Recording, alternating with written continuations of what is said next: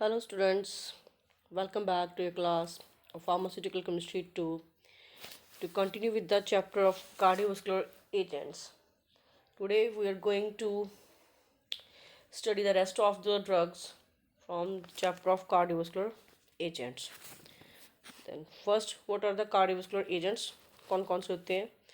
That are the medicines that are used to treat medical conditions of heart associated with heart or circulatory systems, that is blood vessels, such as arrhythmia, blood clots, coronary artery disease, high or low blood pressure, high cholesterol, heart failure, and stroke. So, to treat these kinds of diseases, the agents we are used known as cardiovascular agents. What are the classification? What kinds of the drugs comes under the cardiovascular agents? These are follow: antihypertensive drugs, anti-anginal drugs, congestive heart failure drugs, antiarrhythmic drugs, diuretic drugs, antithrombotics drug, and last but not the least anti-hyperlipidemic drugs. तो आज हम सबसे पहले देख रहे हैं anti hypertensive agents. तो जैसे नाम से हमें पता है कि हाइपरटेंसिव क्या होता है, हाइपरटेंशन क्या होता है, जब हमारे ब्लड प्रेशर का लेवल बहुत ज़्यादा इंक्रीज़ हो जाता है। तो उस चीज़ को रिड्यूस करने के लिए जो ड्रग्स हम यूज़ करते हैं उसको बोलते हैं एंटी हाइपरटेंसिव एजेंट्स।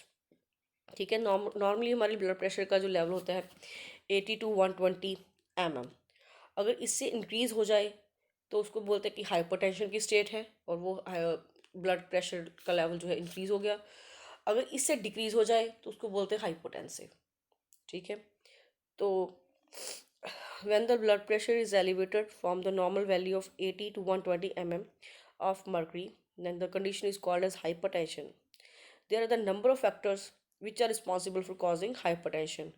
बहुत सी चीज़ें हो सकती हैं जो कि hypertension that is blood pressure का लेवल इंक्रीज करने में रिस्पॉन्सिबल है। एक तो होता है कि ब्लड प्रेशर किसी स्ट्रेस की वजह से हमारा इंक्रीज होता है without effect on the organs, और उसका ऑर्गन्स पे कोई इफेक्ट नहीं होता, लेकिन ब्लड प्रेशर जो है नॉर्मली पेशेंट में बढ़ना शुरू हो जाता है। वो होता है टेंशन की वजह से, एनजाइटी या कोई स्ट्रेस कंडीशन, कोई सर्कमस्टांसिस हो सकते हैं। कुछ हाइपरटेंशन एक इस तरह का होता है जिसमें ब्लड प्रेशर का लेवल हाई होता है और वो ऑर्गन्स को भी डिप्लीट कर देता है, उसके लिए खतरा पैदा कर देता है, उसको डेंजर जोन में ले जाता है, उससे ऑर्गन्स पे इफेक्ट पड़ना शुरू हो जाता है और उनके फंक्शंस में एबनॉर्मेलिटीज़ आ जाती हैं। उसको बोलते हैं सेकेंडरी और malignant hypertension. When the blood pressure is simply elevated without any harmful effect on the organ, it is called primary hypertension. And when the blood pressure is very high, it causes a deleterious effect on the organs and impairs their function. This is called secondary or malignant hypertension. उस case में organs अपना काम properly वे में function करना भी बंद कर देते हैं। तो बहुत सारे ड्रग्स हैं जो use to lower the hypertension, hypertension को कम करने के लिए यूज़ की जाती हैं, and their actions are varied. तो जो ड्रग्स हम यूज़ करते हैं उनकी आइडियल रिक्वायरमेंट्स क्या होनी चाहिए वो यहाँ पे मेंशन है। Produce the slow reduction of blood pressure with prolonged effect. या तो वो धीरे धीरे से ब्लड प्रेशर को कम करे, ज़्यादा लंबे समय तक उसका एक्शन शो, या फिर हाई डोज में देते हैं। किसी केस में हाई डोज में भी देना पड़ता है कि उसका एकदम से सडन से ब्लड प्रेशर हमें कवर करना होता है, जैसे कि सर्जरी के केस में होता है या फिर किसी हार्ट अटैक के पेशेंट में होता है। तो उसका एक्शन लंबा होना चाहिए और हाई डोज में वो स्टेबिलिटी भी दे। शुड बी इफेक्टिव ऑरली, अगर ऑरली दम देते हैं इफेक्टिव हो।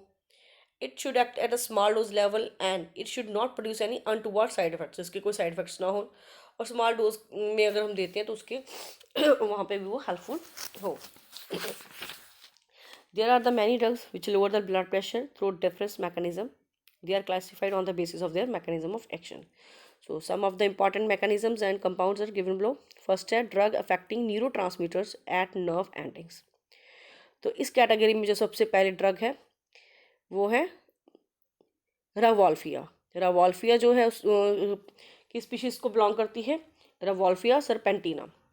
तो इसमें से जो नंबर ऑफ एल्कोलाइड्स प्रेजेंट है रावोल्फिया स्पीशीज़ में, तो इसमें जो मेन अल्कोलॉइड यूज़ किया जाता है एज ए एंटी हाइपरटेंसिव वो है रेजरपिन। ठीक है। और भी कई हैं अल्कोलाइड्स हैं जो एंटी हाइपरटेंसिव एक्टिविटी जो है शो करते हैं, बट रेजरपिन मेन है। इनका काम क्या है, अल्कलॉइड्स का काम क्या होता है, कैटाचोलिमाइन जो एक एंजाइम है हमारे उसका जो लेवल है उसको जो होता है डिप्लीट करना है, उसको ख़त्म करना है, उसके लेवल को डिक्रीज़ करना होता है। कैटाचोलिमाइन क्या होता है, ये जब हमारी बॉडी में या हमारे ब्रेन में स्ट्रेस इंक्रीज़ होता है तब ये रिस्पॉन्स करता है, तब ये इंक्रीज़ होने शुरू हो जाते हैं। जैसे कि हमारी किसी चीज़ के लिए स्ट्रेस है तो हमारी बॉडी उसके इन जो कैटेकोलामाइंस के हैं एंजाइम्स, ठीक है, इनको रिस्पॉन्स करना शुरू कर देती है, जिसके वजह से क्या है, जो एड्रिनल ग्लैंड्स हैं वहाँ से लार्ज अमाउंट में जो है कैटेकोलामाइंस रिलीज होने शुरू हो जाते हैं, ठीक है, और स्ट्रेस की जो रिएक्शन है उसको बढ़ावा देते हैं, ठीक है। इनमें से मेन मेन कैटेकोलामाइंस कौन से हैं, एपिनेफ्रिन, नॉर एपिनेफ्रिन और डोपामाइन। इन चीज़ों को जो ब्लॉक करते हैं या इनके लेवल को रिड्यूस करते हैं या उसको बढ़ने नहीं देते, उन ड्रग्स को हम कहते हैं एंटी हाइपरटेंसिव ड्रग्स। तो कैटेकोलामाइंस के लेवल को भी मेंटेन रखना बहुत ज़रूरी है, नहीं तो जब कोई स्ट्रेस की कंडीशन होती है तो ये बढ़ते हैं और इससे ज़्यादा ये और ज़्यादा ब्लड प्रेशर को क्या है, इसके लेवल को इंक्रीज़ करते हैं। तो जब कैटेकोलामाइंस का लेवल इंक्रीज होता है तो कौन कौन सी प्रॉब्लम्स हो सकती हैं, ब्लड वेसल्स की कंस्ट्रिक्शन होनी शुरू हो जाती हैं, कंस्ट्रिक्ट मतलब सिंगुड़ती हैं, ग्लूकोज लेवल इंक्रीज होता है, डायबिटीज़ का भी खतरा होता है, कार्डिक आउटपुट इंक्रीज होनी शुरू हो जाती है, हार्ट बीट बढ़ती है और ब्लड प्रेशर का तो लेवल इंक्रीज होता ही होता है, ठीक है। तो इसमें सबसे पहले है रेजरपिन। रेजरपिन की प्रॉपर्टीज़ देख लेते हैं, स्ट्रक्चर दी हुई है। पेल येलो वाइटिश पाउडर है, इनसॉल्युबल इन वाटर, अल्कोहल और क्लोरोफॉर्म में सॉल्युबल है, ठीक है। ये लाइट रेजिस्टेंट है, इसलिए इसको हम डार्क स्पेस में रखते हैं, एयर टाइट कंटेनर्स में रखते हैं ताकि इसकी ऑक्सीडेशन हो जाए। Its aqueous solution are prepared with the aid of suitable acids and they are sterilized by the filtration method. Action and uses क्या है, it has central nervous system depression and sedative action. इसका CNS पे ये अपना depression का काम show करता है और सीडेटिव एक्शन भी है, वो डोज पे डिपेंड करता है। Hence it is use as a mild anxiety और क्रॉनिक साइकोसिस केसेस। एंटी हाइपरटेंसिव होने के साथ साथ ये अपना काम कैटेकोलामाइन को डिप्लीट करने के लिए यूज़ करता है। टैबलेट्स भी हैं, इंजेक्शंस भी हैं, डोज गिवन है 100 to 500 mg और given in the divided doses. Next है मेथोसेरेपिडीन, सिमिलर टू रेजरपिन है, creamy microcrystalline powder, hygroscopic in nature, insoluble in water, same as reserpine, soluble in alcohol and chloroform, undergo degradation of acidic and alkaline media, also affected by light, बिल्कुल same है जैसे कि रेजरपिन की properties है, इसकी है tablet की form में दिया जाता है as a anti hypertensive action. Next है adrenergic neuron blocking agents. Adrenergic neuron blocking agents का मेन काम क्या होता है, जो एड्रेनालिन इंड्यूस होता है और उसके साथ फिर प्लेटलेट रिएक्शंस होनी शुरू हो जाती हैं, उस चीज़ को इनहिबिट करना होता है, ठीक है। इसमें क्या होता है, जो एनर्जिक न्यूरॉन ब्लॉकिंग एजेंट्स होते हैं वो एनर्जिक न्यूरॉन्स में ट्रांसपोर्ट हो जाते हैं, जो ब्लॉकिंग एजेंट्स होते हैं मतलब ब्लॉक करते हैं वो वाली ड्रग्स हैं, एनर्जिक न्यूरॉन्स में चले जाएंगे थ्रू अ मैकेनिज्म और बाई करियर एनी एंजाइम, कोई भी एज एंजाइम को एज ए करियर यूज़ करके, ठीक है, जिससे क्या है जो नॉर एड्रेनालिन और उसके रिलेटेड माइंस हैं तो उनकी जो सिंथेसिस को अमाउंट इंक्रीज हो रही है, जब ज़्यादा रिलीज हो रहे हैं वहाँ पे जाके उसको ब्लॉक करते हैं। Some synthetic compounds selectively block the transmission of neuronal activity as sympathetic nerve ending. They prevent the release of noradrenaline which result due to nerve stimulation. मैंने बता दिया कि ड्रग्स है वो एनर्जिक न्यूरॉन्स में चले जाते हैं, वहाँ पे जो ये रिलीज होते हैं हमारे नॉरएपिनेफ्रिन उनको ब्लॉक कर देते हैं। Thus the level and activity of norepinephrine is damaged and antihypertensive effect is exhibited. Some clinically compound जो इसमें यूज़ होते हैं, पहले है guanethidine sulphate, occurs as colorless crystal, white crystalline powder soluble in water, acts by blocking the release of norepinephrine at nerve endings, thus deplete the noradrenaline stores in peripheral sympathetic nerve terminals. Usual dose है 10 to 20 mg, administered orally and long duration of action. Next आ गया बेनेथिलीन, white powder freely soluble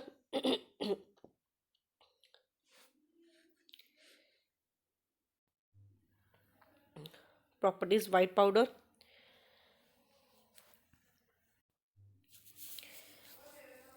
soluble in alcohol, insoluble in ether, used in the form of tablets. Adrenergic blocking agent, mechanism of action guanethidine की तरह same है। Dose 10 to 20 mg initial है, then maintenance dose की 200 mg तक हम set कर सकते हैं। डिवाइडेड डोज में दिया जाता है according to the need, patient need. Next आगे ganglion blocking agents.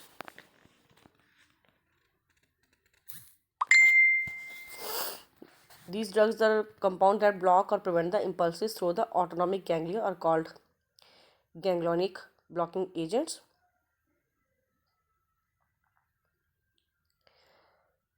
Transmission of impulses across ganglionic synapses is mediated by acetylcholine and other neurotransmitter. Compounds by blocking the electrical events in ganglion show both sympathetic and parasympathetic antagonist activity.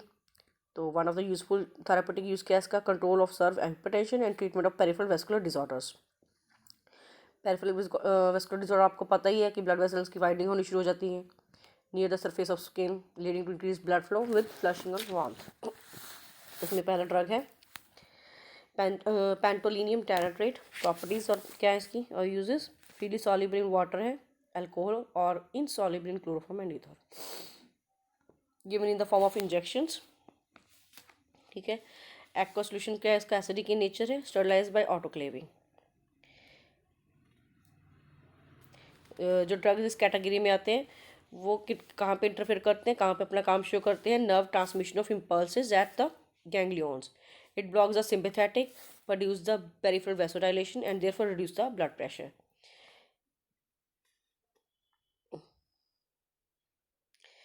Because of parasympathetic blockade, it produces side effects and hence it is not used much nowadays.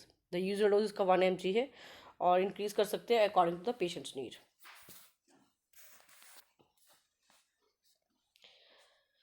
Next last but not the least, mecamylamine hydrochloride. वैसे ही white crystalline powder है, almost odourless और freely soluble water and chloroform है। ये भी ganglionic block agents की category को belong करता है, तो गैंग्लियन को ब्लॉक करते हैं। और कॉर्डिनरी मानी compound well absorbed when administered orally in the form of tablets. Number of side effects like nausea, vomiting, constipation. Usual dose इसका 2.5 to 60 mg हो गया, बढ़ा के इसको 2.5 mg डेली कर सकते हैं और 2.5 mg से इंक्रीज भी कर सकते हैं according to the patient needs. तो यहाँ पे आज हमारे कुछ और जो है क्लासिफिकेशन कवर हो गई है, एक दो रह गए वो हम नेक्स्ट लेक्चर में कवर करेंगे। Thank you.